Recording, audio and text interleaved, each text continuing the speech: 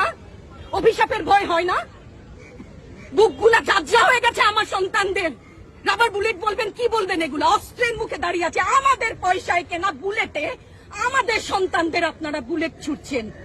আর কত আর কত?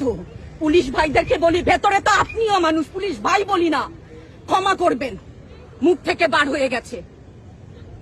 তাদের ঘরেও সন্তান আছে, তাদের খোলসের ভিতরেও মানুষ। যারা এখনো ঘরে আছেন তারাও জানেন আর কতদিন ভয় পাবেন। ভয়েই থাকেন। একটা মারবেন 10টা আসবো, 10টা মারবেন লক্ষ আসবো। সারা দেশের মানুষ, মা বাপ সব একসাথে দাঁড়াবো।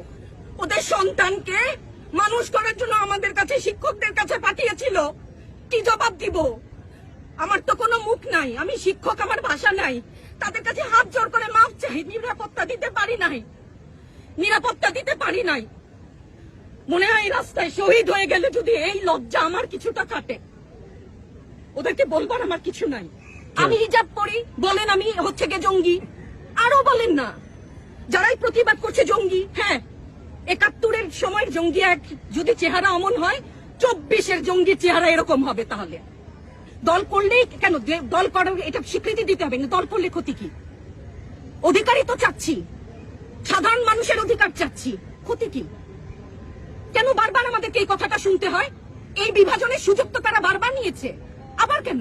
পিছু হটবা না, ভয় পাবা না। তোমাদের শিক্ষক আমরা লজ্জা পাই, তোমাদের থেকে শিখেছি।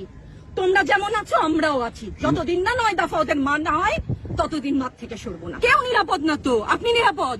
সংবাদ কর্মী আপনি কি আত্মসম্মান বিসর্জন দিয়ে বিভিন্ন নিউজ, লেবুর বাম্পার ফলন নিউজ করতে হচ্ছে না? আপনারও লজ্জা লাগছে না? আত্মীয় স্বজনের কাছে মুখ দেখাতে পারছেন না তো? আপনার হয়ে আমি লড়ছি, আমাকে সহায়তা করেন। Thank you.